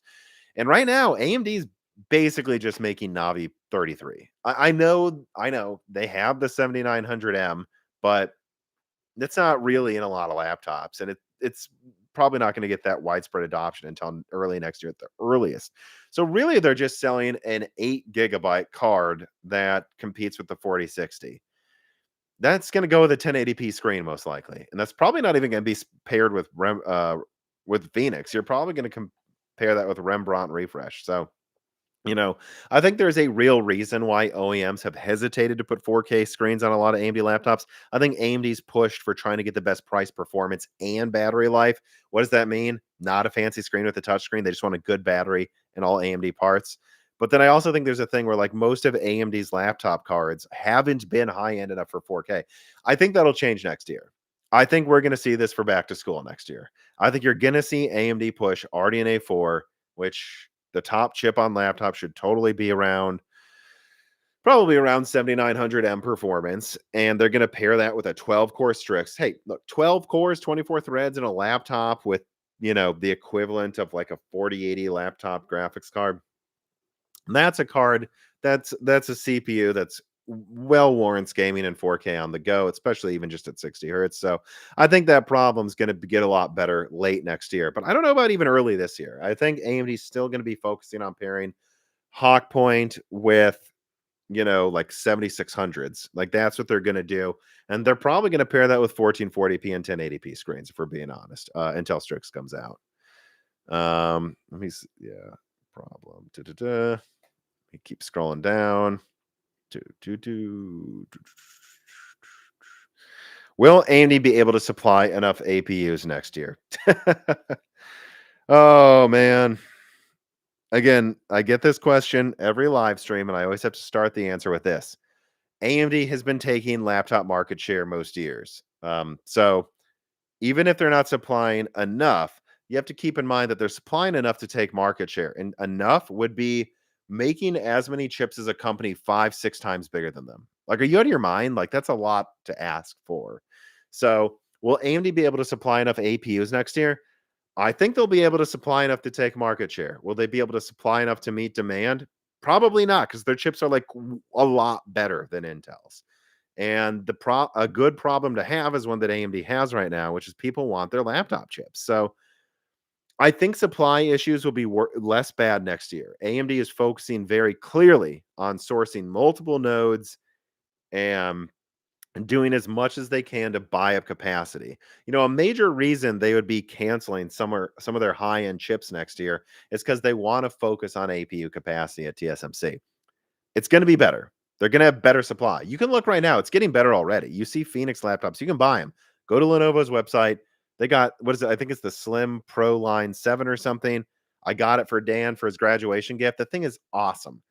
I got it. I technically, I think, got a better deal than I think you can right now, because I think they messed up in how they priced it the day it came out. Like, I think I got very lucky, but I got him a $1,000 laptop with a 3056 gigabyte, a Phoenix APU, a 90 hertz touchscreen 1600p display, great battery life, thin, high end form factor, a grand flat, not 1200. So I think, and it was just in stock, ordered it, got here in a week. So it is clearly getting better. That is not something you could have done before very easily. So I think it's going to be better next year. It's going to be enough to take market share. You're going to be able to get Strix laptops easier than you could get Phoenix laptops for the majority of Phoenix's life. It's going to be easier. It's going to be better. I don't know that they're going to make enough chips when Intel's new revolutionary APU can't even beat their fucking previous one. So I'm sorry, when I see that, I go, I don't know. I think AMD's chips are going to be in demand with how much Intel's dropping the ball. Joe.com writes in and says, sending love to Moore's Law's Dead team. Thank you for the tip. Sending love back to you. What else do we have? Sorry. And then we got, but it was too long, so I'll ask it on Patreon. I say, I love your content. Thank you for the tip as well, Cameron. Non's Goofy Videos writes in and says, talking about AMD laptop and poo-poo screens, AMD variants of laptops, CPU only even, usually have a dimmer screen with no HDR versus the Intel version. I know, it's a real problem for AMD, and it's something that I would hope they will take much more seriously next year. Because the fact of the matter is, I think what they've been doing in laptop has made sense for how much money they have to spend. Again, they're not a $1 trillion company. They have to pick their battles. But if they're going to have all of these new APUs, RDNA 4, which is clearly meant for console and laptop, all like the perfect graphics card to pair with flagship APUs, they need to do even, and I'm sure they're trying, but I think they need to try harder to do what Intel does with partners, where Intel goes in, helps an OEM design it, and says, we don't want you to put an Intel sticker on this laptop unless it has as big of a battery as you can fit and a nice screen. Because that's what people notice. I mean, I've got a Comet Lake laptop. It is definitely a little slower than Dan's Phoenix laptop, co-host of the Broken Silicon show. I've got a 6-core 12 thread Comet Lake laptop. It does boost to 5 gigahertz. Obviously, when I'm gaming, it throttles to like 3 gigahertz on 6 cores, and Dan's is obviously got a better CPU. I will say this, Phoenix is like really responsive. Monolithic 4 nanometer Zen 4 Phoenix. That thing is so responsive, but it's not like twice as fast when I click on something. It is a lot faster, but I wouldn't say it's, and so what are you going to do to make your stuff noticeable? Well, Intel is going to make sure their screen looks nicer, because most people won't notice that clickiness difference. Everyone will notice a nicer screen. And I think AMD's got to go in there and fix that problem with OEMs. Say, if you're going to, or like maybe even limit it, right? Maybe the 9940HS 12 core Strix, like maybe they'll say, hey, you can have the 9, what do you think of the name would be? The 940 HS if you want, yeah, the 9740, the 9840 HS. But if you want the 945 HS, the really top of the line 12 core Phoenix pins, you can't put in a shitty screen. Like I would do that if I was AMD. I would say you can't put in the nicest chips we make. We won't sell them to you unless you have a battery that matches Intel's and unless you give it a nice 4K touchscreen. We're done. We're done with you putting a shitty 1080p screen with a high-end AMD product. We're out. My guess is they're already kind of doing this and they'll have the leverage to push it harder, but absolutely, they need to push this much more. Duh, duh, duh. All right, let me move on to, let's see here, some more NVIDIA and AI questions. Let me change the background there. Again, remember to hit the like button. Let me put the. All right. So Chris Rich writes in, he is dominating this live stream for whatever reason. And he says, there's a lot of discussion about running AI locally on laptops and desktops and how hardware acceleration can help. However, there's a distinct lack of real world consumer examples. Where are the apps? Should we see this as being more like ray tracing support with Turing 5 years ago? And we're just going to have to wait for developers to catch up. Yes. Yeah. I mean, I think so. I think what we're going to see with Hawk Point and Phoenix, I'm sorry, Hawk Point and Meteor Lake, is they'll find a couple things to use it for. You'll be able to run early Copilot. There will be some things, but it's the difference between that and whatever Strix next is going to be night and day. And I do still think this is more important though than Turing with ray tracing. Let me put that down though as a timestamp too. Hawk Point AI like Turing RT. Because here's the key difference. When Turing launched, its ray tracing really couldn't be used. Let's be honest, people. Like, the funny thing is it wasn't until Ampere came out that we actually had ray tracing implementations that actually worked well enough, really, right? Like, so if you bought Turing for ray tracing, you should have just waited for Ampere. I mean, that was a joke. And it really wasn't until now or a year ago, I'd say, with like Lovelace and RDNA 3 launches that like I do sometimes turn on ray tracing now in some games, and it isn't garbage and it actually looks good. Have to remember, not only did ray tracing run like shit on Turing, but like Battlefield 5's ray tracing looked worse than none. It was blurry, bad. I remember there was this map in the Japanese theater or Pacific theater, you'd say. I was playing as the Japanese in Battlefield 5, one of those expansion packs where if you were walking through like a jungle forest river, like you could see the ray tracing updating in blocks in front of you. It looked terrible. It looked worse to turn on ray tracing. It wasn't just hard to run, it looked worse. It wasn't until recently that it really worked well. Some of that's going to be true with AI, but here's the difference. You could have just gotten an RX 5700 XT, and it basically would have gamed like a 2080 for half the price for years. And then you could buy Lovelace now, or even RDNA 3 to a certain extent now, and enjoy performance that you never really could have enjoyed in the past. And it costs you nothing. Sell your 5700 XT for like $120, get, a 4070, and you will feel way smarter and have saved a ton of money compared to if you would have bought a 2080 for ray tracing, that to only have it actually work now when there's cheaper products that can run it better. With a laptop, you tend to keep that for 4 years. You don't swap out the graphics card. So making sure, like if you actually care about AI apps, I think Hawk Point will be strong enough to run them at a lower level enough. And I think Strix will run them well. And if you bought Meteor Lake in a month from now, instead of waiting for Strix in 3 years, you could have just waited 6 months, guys, or something. You're going to be sitting there going, all these apps in Copilot run silky smooth.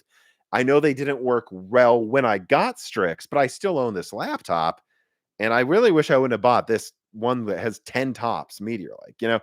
So I do think it's actually different. There's definitely a comparison to Turing and ray tracing with AI performance and APUs right now on desktop. And it's a real comparison. But the difference is you tend to keep a laptop for 4 years. And I don't think it's going to be as one-to-one as like a frame rate thing. So you'll be happy you picked the right one this time, more so than with Turing. Yeah. So yeah, that's my answer to that question there. I see we have some more tipped questions. Oh, I think we got a real one here from Carving. Aaron Walsh writes in, says thanks for the show. Well, thank you for watching. We're still talking about APUs here. So let's get to Carbon Cry. Carbon Cry says, could adamantine have saved a Meteor Lake? Was it not ready, or was Meteor Lake too shit to benefit? Kind of like RDNA 3 did not launch any SKUs with 3D cache on the MCDs. Second one. Second one, Carbon Cry. That's my suspicion. Adamant ADM.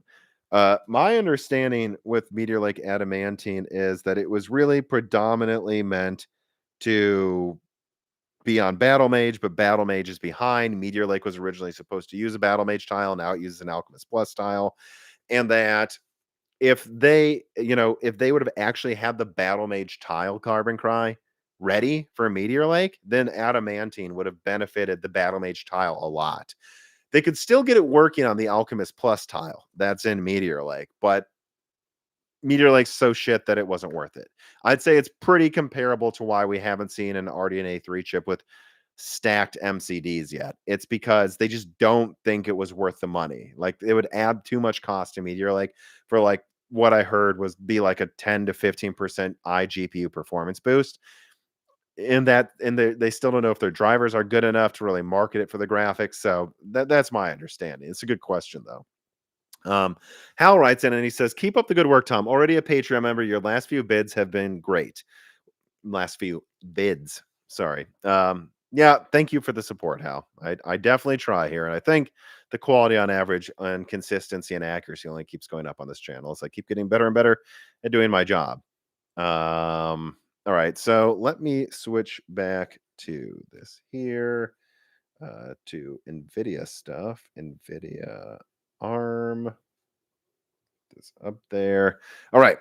Dylan M writes in and says, NVIDIA recently announced it will make ARM chips for PCs paired with Lovelace.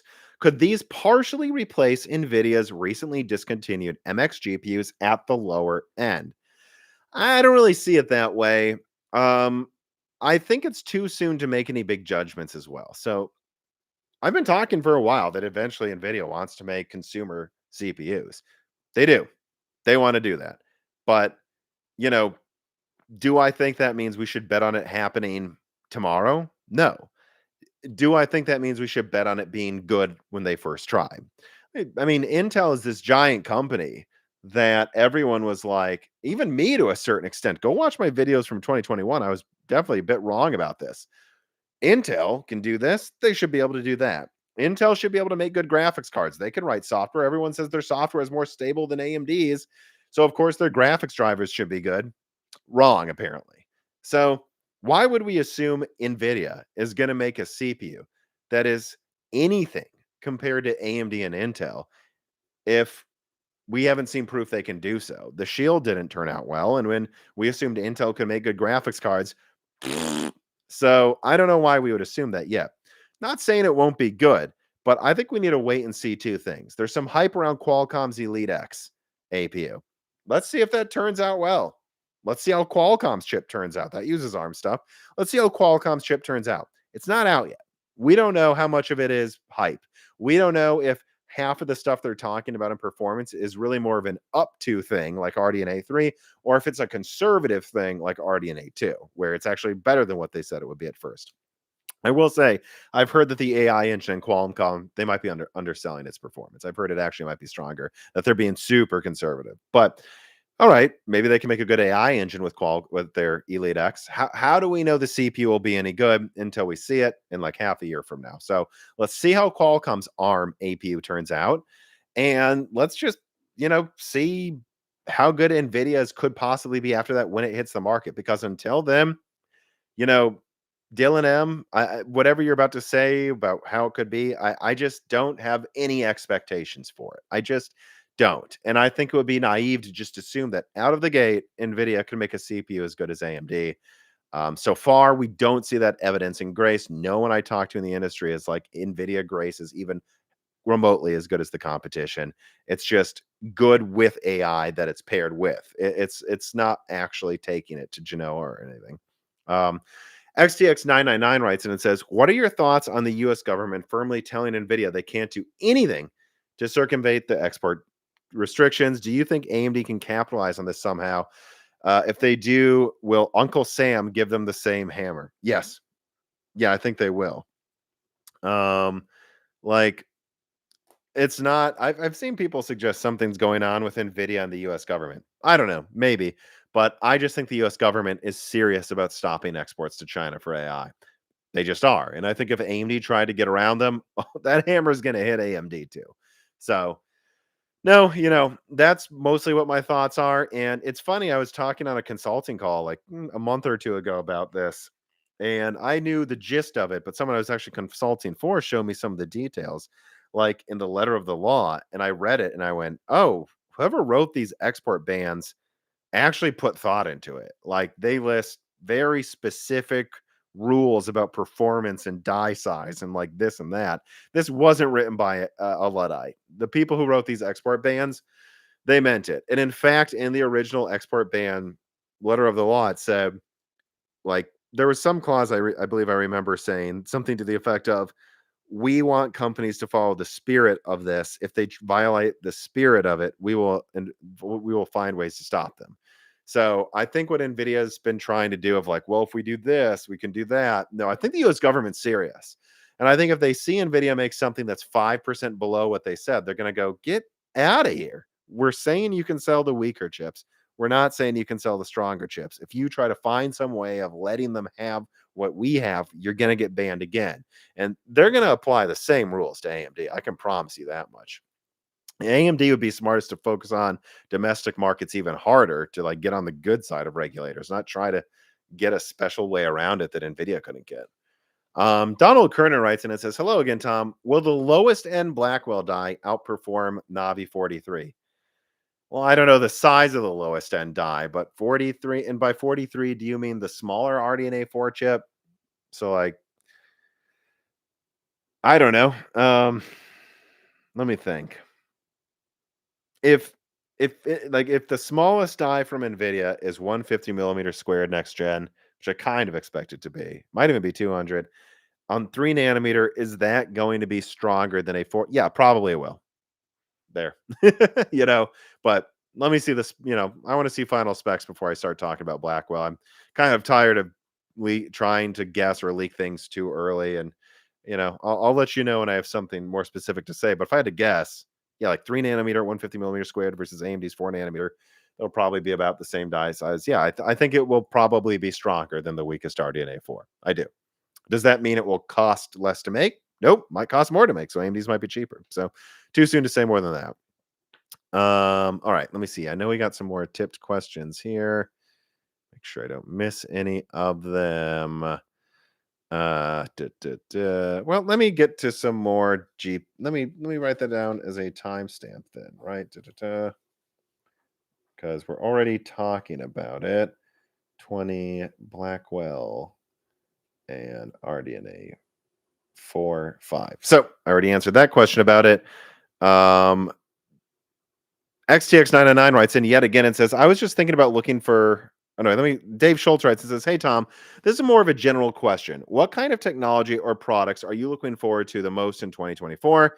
Zen 5, RDNA 4, Blackwell, or perhaps something else entirely? Oh, I think for sure Zen 5 Strix. I mean, that's not even close. I think, I'm excited for assuming Blackwell does end up coming out next year. I think my hierarchy would be Zen 5 Strix, Blackwell, RDNA 4, Zen 5, Arrow Lake.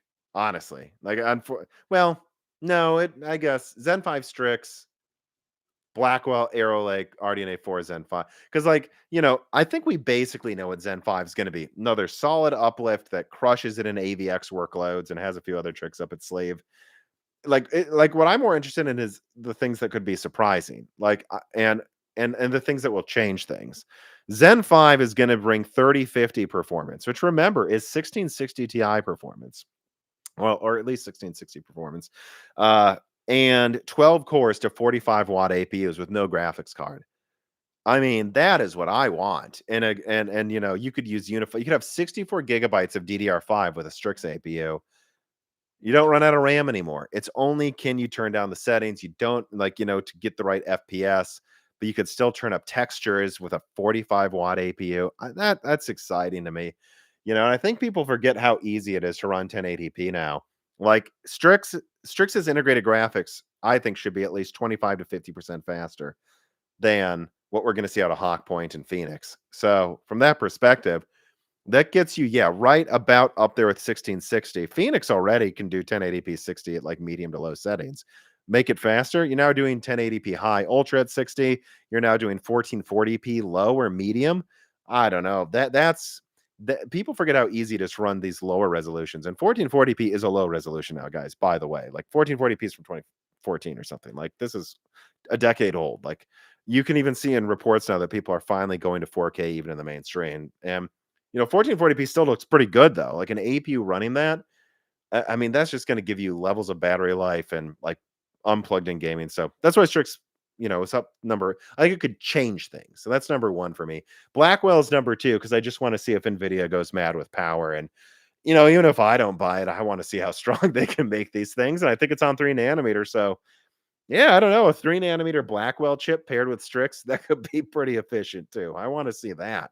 After that, Arrow Lake, because I want to see if there's any surprises. After that, probably RDNA 4, because still I think there could be some surprises there. And I think bringing 4080 performance to $500 is important for the market. And then after that is Zen 5, only because Zen 5 isn't as surprising possibly as Arrow Lake, because I don't think Zen 5 is going to change much. All Zen 5 is going to do is keep putting Intel's face in the mud with their foot on top of it.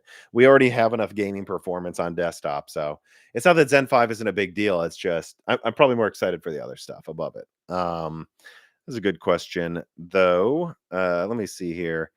Jackal N. Well, let me see. Let's go to these ones first.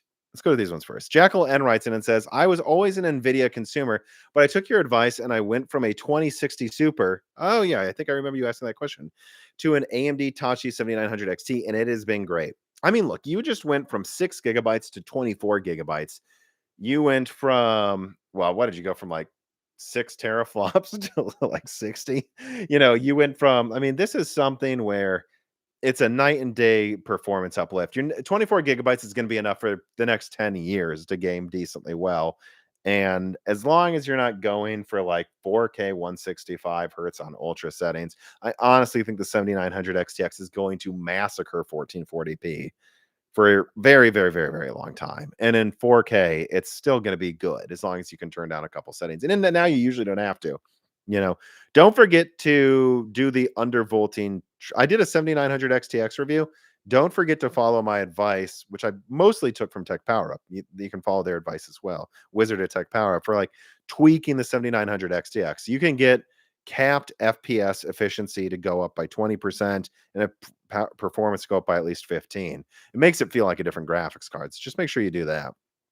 Let me see here. So yeah, let me use that as an excuse to move on to holiday shopping advice, because we've basically already been on it there. We're talking about the 2060 holiday shopping advice. XTX999 writes in yet again, and he says, I was just thinking about looking for 4070s and 7800 XTs to buy. I'm curious about what these new GPU deals could be. I was under the impression that the best is behind us going forward. You know, I basically told everyone in July that the GPU crash is over, and that if you're thinking you're going to wait another 10 months and the prices will be half, no. The 7900 XTX back then hit $800. I don't think you're beating that for a bit here. But there will be better deals here and there. I think the 4060 Ti in the US could continue to go down. The 4080 Super, 4070 Ti Super, 4070 Super is going to continue to press down Nvidia pricing there. But let me actually check. I haven't checked actually for a week or two. 7900 XT. Let me check the price of the graphics cards you're talking about, because it's not even fresh in my mind. So right now that's selling for MSRP or higher, which I keep hearing the 7800 XT is selling gangbusters. Like this thing is going really well for AMD and taking high-end market share.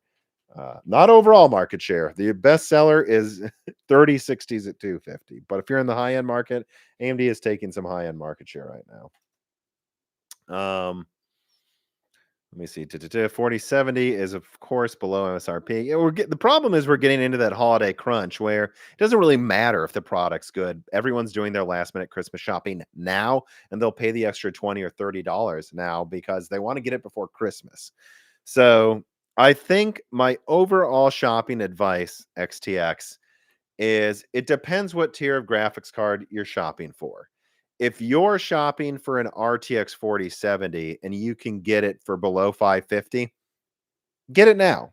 You know, if you're shopping for a 7800 XT and it's at MSRP, get it now. I mean, I don't think that's going to get that much better. If you're shopping for something above $1,000, do not get it now. It's you're getting gouged. You're getting bent over. Don't do it. Like is the 4080 going back up again because of the lack of it's still generally at MSRP, but yeah, it's the holiday crunch. I would not touch the 4080. Don't get suckered. Um, and the question is if the 7900 XTX is still rising. 7900 XT is still sometimes around 750, and that 7900 XTX is basically maintaining 950 to $1,000. So I don't know. Again, I think if you're in the 800 to $1,500 market, now isn't the best time. If you can get a 7900 XTX for below 900, it happens every now and then. I don't think you're going to regret that at all because, I mean, what? The 4070 Ti Super is going to launch for $800 in a month or something, or 2 months, a month and a half. And the 4070 Ti Super is going to be like 10% weaker or so than the 4080, which means it's going to be like a solid 15% weaker than the 7900 XTX. So if you can get a 7900 XTX for below 900, well, it has 50% more RAM than a 4070 Ti Super. I don't think you're going to regret that decision at all. But if it's $1,000 right now, you might just want to wait for the Super Series to come out because it's going to push down pricing there, and you're getting gouged in the holiday pricing market right now. But again, 4070 near 500, get it. 7800 XT at 500, not a bad deal. And my memory is the 4060 Ti is actually getting to pricing where I'd go. That's not the worst thing I've seen, but I don't know if it's changed in the past week. Like if you could get a 4060 Ti 16 gigabyte for $400, I kind of like it more than the 7700 XT. Then 7700 XT will be 15-20% stronger, but might cost 10-20% more, and it actually has less RAM. So I think the 4060 Ti 16 gigabytes one to watch for if it goes to 400. Same with the 7700 XT. The 7700 XT hits 400. I think that's a solid buy on that one too.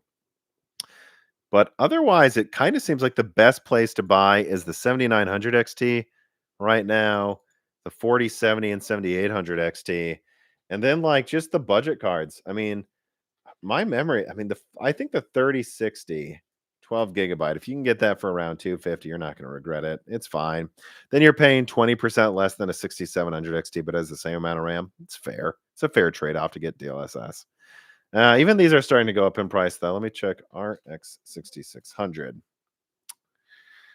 Yeah, that's $200. So I think in the low end and around the $500 to $700 region is your best place to go. And I don't think you're going to regret it now because those prices have kind of already stabilized themselves. I do think that if you want anything near 1,000, you got to wait for Super to come out. All right. Now that was my holiday shopping advice. Christmas Crustacean writes in, and he says AMD should release a monolithic Zen 4 7300X on AM4 for $100. I don't think they should because that would make no money, be hard to make. And no. And why would AMD launch? It's called Zen 3X 3D, man.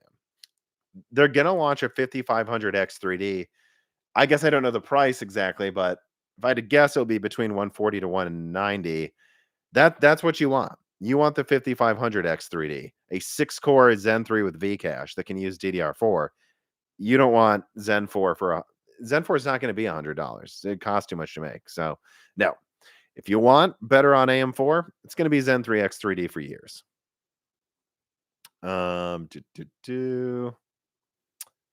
answered that question. We got a tipped question here from Dure. Hi, Tom. Do you think Pat Gelsinger is at risk of being replaced as CEO? He took over in February of 2021. Investors seem to be losing patience after 3 years. I haven't paid attention to what investors are saying about Pat Gelsinger. Um, my overall, I think he's gonna be able to say, "Give me," and well, hmm. I would say if Battle Mage basically doesn't come out or is as big of a disaster as Alchemist, and then Arrow Lake loses to Zen 5, maybe, although it's also about server. So I would say I'd say if Battle Mage is a disaster or doesn't come out and Intel loses a lot of laptop market share this year, I think there's going to be some very real questions from investors because you can't just get rid of a CEO because the company's not doing well. Because you could argue, well, would it be doing even worse if Pat wasn't here? Maybe. AMD did.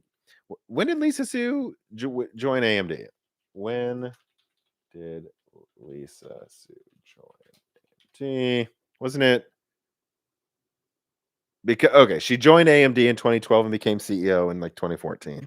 So think about that. If Lisa Su would have been fired 2 years after she came in, that'd be 2016. That's before Zen came out. That's when AMD almost went out of business. Do you really think they should fire Pat just yet? That'd be like if they fired Lisa Su in 2016. Think about it, people. Come on. I don't think so. I think they're going to give Pat Gelsinger at least until 2025. They're going to want to see if Diamond. I think it's going to come down to Granite Rapids and Arrow Lake and if he can save AXG. My answer for AXG is no. I don't think he will be able to. I've already been bored clear about that. But I think it's going to hinge on a few other things. And if all of those were to fail, like if Diamond Rapids gets crushed by Zen 6, if Intel loses laptop market share and then they have to shutter AXG completely or effectively completely, again, they never admit it. Nor would they ever completely gut everything because they need it to make AI chips and stuff. I think that's when they get rid of Pat. But until we see what happens with those products, I think it'd be premature. Very premature. Again, it'd be like firing Lisa in 2016. That'd be just stupid. Give him a chance to see it through.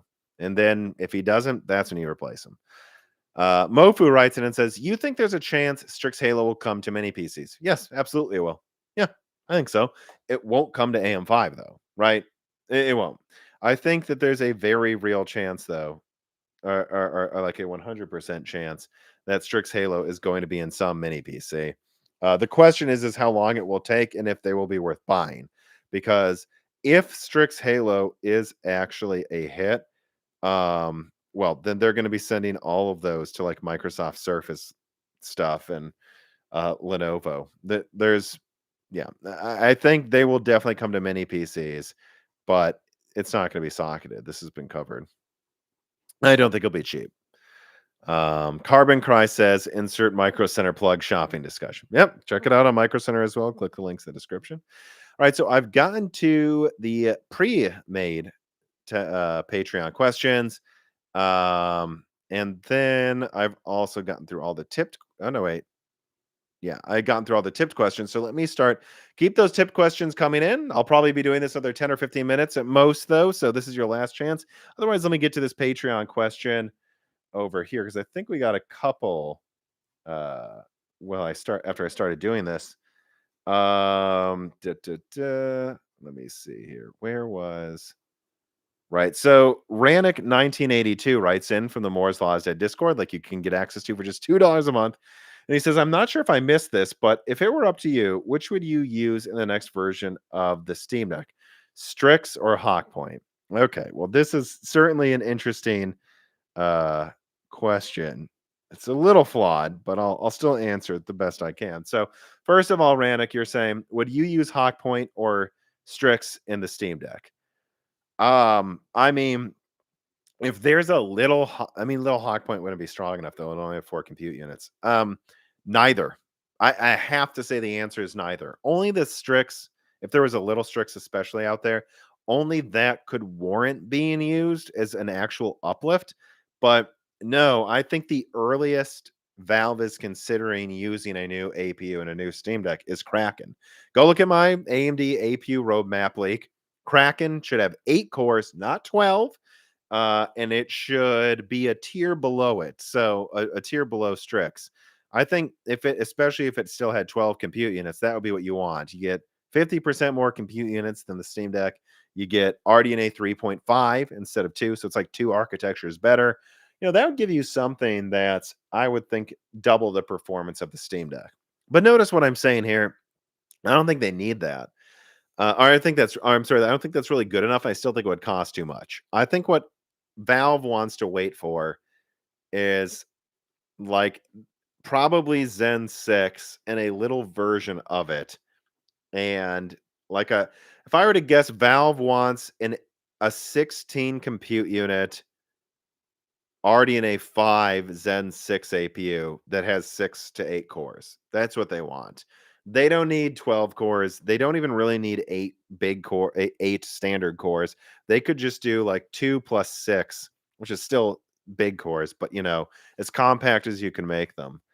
Yeah, because and then you want RDNA 5, so and 16 compute units. So you have double the compute units, several architectures newer, and the architectures can run the latest, probably by then, FSR 4 with hardware acceleration, decent ray tracing finally. Because fundamentally, what are you really selling otherwise? Like, if you have, let's say, Kraken doubled graphical performance over the Steam Deck, is it going to be strong enough to do any real ray tracing? No. Is the CPU, does it need to be that much stronger? I mean, it's still probably going to be running games. I guess I could do them at 60 hertz now in 1080p maybe instead of, what is it like, basically? I mean, you have to turn it down with FSR to usually like 640p at 40 hertz with the Steam Deck. But is that going to feel like a next gen experience? 640p, 40 to 60 hertz, 1080p low. I don't think that's going to feel like a generational uplift. I think Valve is waiting for 3 things. They want to be able to, in at least 15 watts, because they're seeing all of these competitors, the ROG Ally, Lenovo's thing, all of these competitors come out against them and make these 54-watt handheld gaming devices that break their like SD card slots because of how hot they're getting. Like, I think Valve's looking at that and going, we were right to stop at 15 to 25 watts. All of these people adding all this crap. No, like this 15 watts is where you want to stop. And in fact, we might want to go thinner. So I think what they want is only at 15 watts, get at least quadruple the performance and significantly better ray tracing per raster performance as well, in addition to the newest features, so that it's like, oh, okay, well, this Steam Deck was this big and it did like 720p 40 hertz gaming kind of. Now we're going to make it a little smaller, a little thinner, 5-hour battery life instead of 3-hour. And now you're doing 1440p 60 instead of 720p 40. Like, they wanted to, like, whoa, this is PS5, PS6 gaming on the go. Because what they give you right now with the Steam Deck is basically in between PS4 and PS5. Well, no, it's not. It's not PS5 at all. It's PS4 performance on the go. That's what they're giving you. Basically, it's PS4 plus, like, a little bit higher, like 40 hertz, not 30. A little better details, of course, worse resolution half the time than even the PS4, but they're basically giving you PS4 overclocked PS4 performance on the go. I think they're going to want it to feel like at least a PS5 on the go, and the technology just won't be there until I believe 2026. And then, yeah, because it's been out a year and a half now, right? So yeah, I mean, I think, yeah, or 2027 even. They're gonna want it like probably a 4 to 5 year cadence for every Steam Deck. They want it to feel like a new thing. That's what I would guess. Because otherwise, it does what it does well. Um, Let's just come back to Preston Morton writes in. Thank you for the tip, and he says, "This is Dr. Forbin. Question is, will any old AMD or Radeon starts come back to AMD to develop?" I assume you mean people that used to work there. Right? That's what you mean? I don't know. I don't think they're exactly looking to rehire Raja Kadori, but a lot of these people, they'll go back and forth between the companies. So no, I think you could see some people go to Intel and jump back eventually. I assume that's what you mean by that question. If not, write in a reader mail. You can, of course, do that as well for future content. Let me see if there were any other questions. better. I don't know. I think that's most of the questions here. Let me just check the live chat. Last chance to ask questions, everybody. You can tell my voice is dying. Steam Deck will use the next Mendocino. No, Mendocino is way too weak. And in fact, I don't even. The next Mendocino is called Sonoma Valley. I know the name of it. Mendocino's successor is called Sonoma Valley. And I've heard that may have even been canceled. In fact, didn't Mendocino come out last year and they say on the roadmap I linked they're gonna use it till 2025 or 2026. Yeah, I don't know. I've heard there's a 50-50 chance Sonoma Valley was canceled, and if they're using Mendocino's till 2026, I think that tells you right there it's canceled, like it is. So, no, I think the Steam Deck is going to use a tailored version of the successor to Kraken. That's what I think. Pretty damn confident in that. And I think the Steam Deck has sold well enough that AMD will probably actually work with Valve more closely. They won't wait for Microsoft to screw them over. They'll say, "Hey, we will actually help you tailor this chip." You know, it will also be used on laptops probably occasionally, but I make it for you. Actually, let me check number of units sold. As of 2022, sold the first year. Is that really correct? It sold 10 million units already. People got to understand that.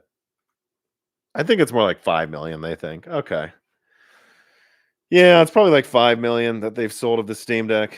So, it's you have to understand though, that's still not that's not even close to the other consoles though. So, I think it's good enough that they would help Valve consult on an APU to be tailored a little more to them.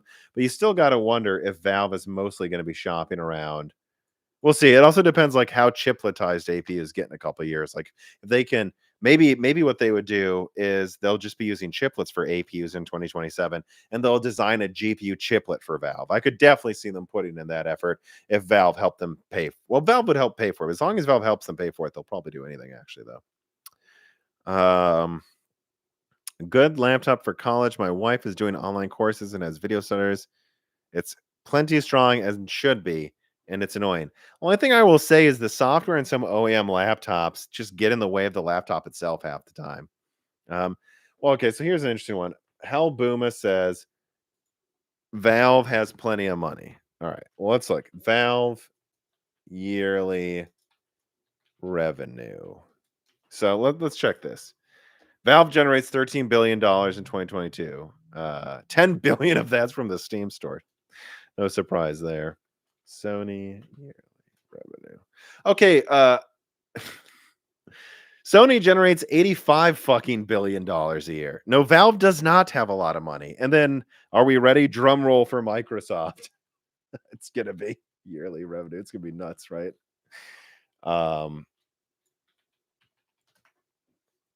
218 billion. Valve does not have a lot of revenue, Halbuma. No, you have to remember, Valve is a small fish in a big fish in an ocean with the Steam Deck that succeeded. They are not Sony, and they certainly are not Microsoft. Or no, let's even check Nintendo. That's actually something I'm curious about because they're only gaming. They're considered. They're in less. Nintendo did a oh no 12 billion. Oh, so they're comparable to them though, huh? But that's also from Steam. Oh no, it's 15 billion. All right, so they're more comparable to Nintendo too. And you have to remember, Valve is mostly the Steam store. So no, they don't have as much money as like so. And remember, Nintendo doesn't even really design their own chips that much. Like the Wii U was a bullshit version of some IBM chip that was underclocked, and the Steam Deck just used a chip that was already on the market. So yeah, Switch just used an existing chip. So that actually makes a lot of sense to me. Nintendo just used an existing Nvidia chip. Valve just used an existing AMD chip. It's because they have similar amounts of revenue. So no, I think Valve may have the money to really go for it with the Steam Deck too. But you still have to remember they don't even have as like it's like a sixth, right? The revenue of Sony, and then that's like a 15th the revenue of Microsoft. They are not in the same category in what they can spend to design a console. Andrew Rayner writes, is it too early to tell if Intel's next 3 years of CPU for gaming are going to be bad or not? Well, I think any CPU you buy right now crushes gaming, basically. I mean, let's be honest, guys. We're so past the point of having trouble running games on a CPU, but from the CPU part of your PC being the bottleneck. unless you're trying to do like 360 hertz. But you're asking me, is Intel CPUs going to be bad for gaming over the next years? No, I think Arrow Lake will be good at it. I just don't know if it'll be better than Zen 5 or notably better. I don't know. I think AMD is going to overall have the advantage though for the next few years. I think Nova Lake is really the one to watch for turning things around because it's going to be Arrow Lake refresh against Zen 6. I think Zen 6 is going to be the better gaming chip, has a huge focus on low latency. And that's why you should just buy AM5 because that's the platform you're going to want to be on if you're a gamer. It's just it is what it is, you know. Let me write down a timestamp for that one because that's actually a question a lot of people probably have. AM5 or LGA 1851 for next 3 years. I did see another question too. Subtle Nature writes in, will Intel's new GPU generation have any chance of competing? No, I don't think so. Me, the person who says that graphics at Intel's effectively dead. No, I do not. um, from what I hear, I mean they've canceled like half of the Battle Mage lineup, and if it does come out, if it's still an F in my opinion, it's going to be like late 2024.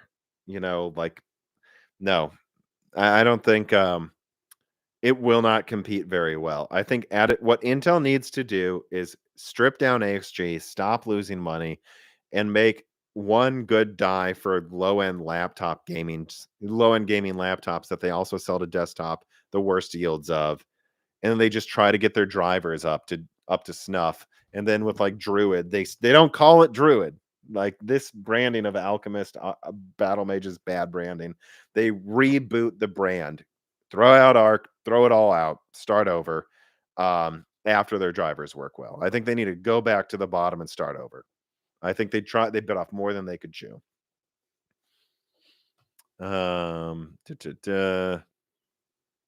What is the RTX 5000 series code name? Well, it's coming out by quarter one next 2025 is when the next generation. I believe it's Blackwell. I mean, I've seen documents that say GB102, so GB Blackwell. It's Blackwell. Hey, I'm late. Thanks for the AMD shows. Waiting to see if the socket stays. Well, my biggest things in broken silicon have been Intel lately. They've been Intel shows. It just hasn't been good news, Aaron Winberg. But he says, waiting to see if the socket stays for next gen. It will for AMD. It will.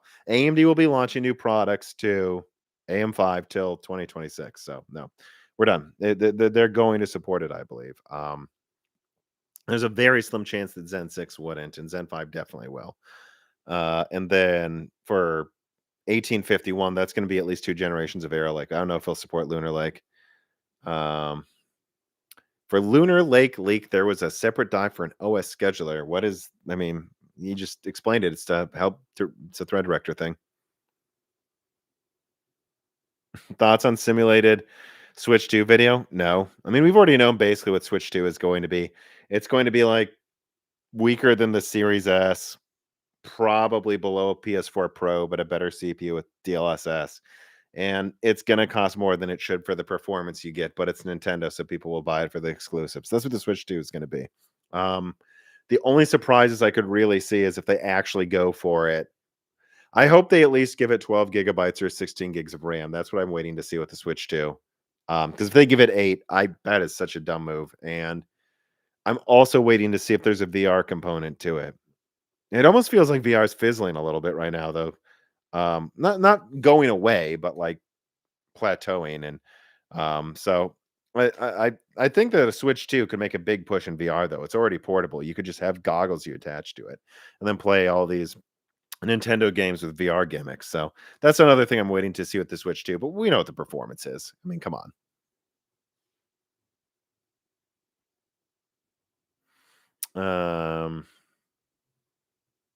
All right, people. Final call on questions. Let me take the Discord one more time, too. No questions in the after video chat thing.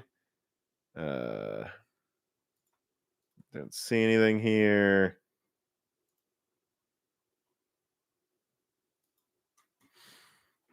All right. Well, my voice is falling apart, so I think I'm going to call it. You know, I try to go to 2 hours, and I almost did.